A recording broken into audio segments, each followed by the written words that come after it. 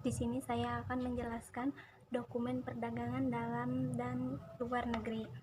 Yang pertama yaitu dokumen perdagangan dalam negeri. Dokumen perdagangan dalam negeri terbagi menjadi 4, yaitu nota kontan, faktur, kwitansi, dan nota debit. Yang dokumen perdagangan luar negeri yaitu terbagi menjadi 2. Yang pertama dokumen induk, yang kedua dokumen tambahan dalam perdagangan luar negeri. Nah, di sini yang pertama saya akan menjelaskan tentang nota kontan. Nota kontan merupakan bukti pembelian dalam perdagangan yang dilakukan secara tunai atau kontan. Nota kontan ini terdiri dari 2 lembar. Yang pertama yaitu adalah asli dalam nota kontan yang diserahkan kepada pihak pembeli. Jadi si pembeli itu punya 1. Yang kedua yaitu disimpan oleh pihak penjual. Jadi sebagai bukti adanya perdagangan secara tunai. Adapun keterangan-keterangan yang terdapat dalam nota kontannya itu sebagai berikut.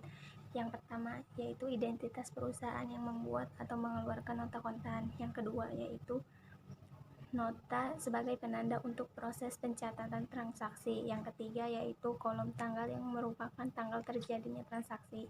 Yang keempat yaitu jenis barang yang dibeli, yaitu yang kelima jumlah barang yang dibeli. Yang keenam harga setiap unit barang. Yang ketujuh jumlah harga yang dibayarkan. Yang ke-8 bukti pembayaran kredit atau kredit. Yang kedua yaitu ada faktur. Faktur merupakan dokumen dalam perdagangan yang merupakan tanda bukti adanya pembelian yang dilakukan secara kredit, yaitu faktur.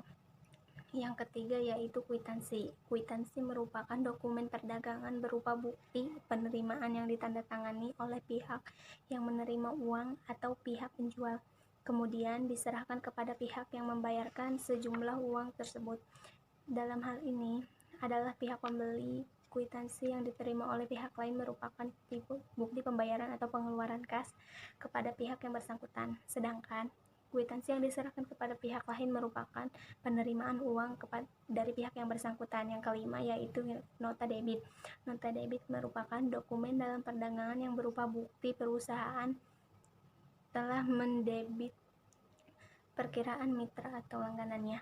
Yang keenam yaitu ada nota kredit. Nota kredit merupakan salah satu dokumen dalam perdagangan yang berupa tanda bukti bahwa perusahaan telah mengkredit perkiraan mitra usaha atau langganan.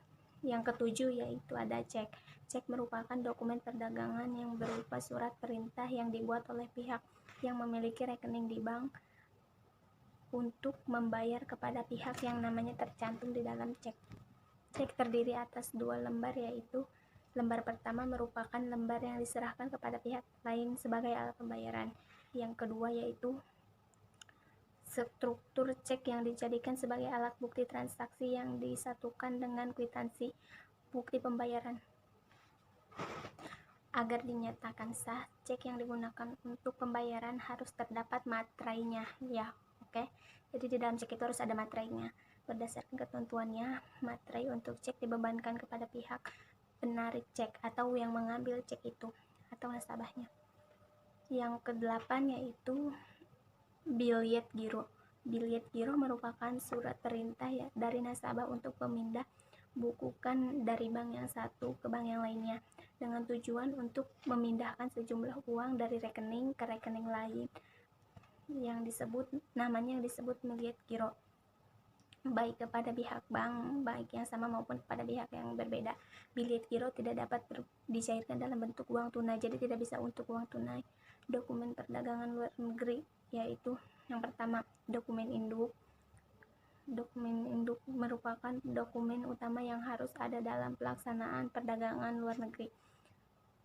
Berikut macam-macam dokumen induk. Yang pertama pengangkutan. Dokumen pengangkutan. Dokumen pengangkutan merupakan dokumen perdagangan luar negeri untuk melakukan perdagangan ke luar negeri atau ekspor barang ke luar negeri. Berikut macam-macam dokumen pengangkutan. Yang pertama bill of lading. Yang kedua ada airway bill. Yang ketiga yaitu railway atau consignment note. Yang B yaitu invoice. Invoice ini disebut juga dengan faktur, seperti yang ada 3 macam, yaitu dalam perdagangan internasional ada 3 macam invoice dalam perdagangan internasional, yaitu yang pertama Proforma Invoice. Proforma Invoice merupakan dokumen yang berisi syarat-syarat jual beli, perdagangan, dan apabila pihak terkait menyetujui adanya pesanan tersebut, maka akan membuatkan kontrak antara pihak pembeli dan penjual sesuai dengan hal-hal yang diterapkan dalam Proforma Invoice. Jadi akan dibuat kontrak atau persetujuan gitu.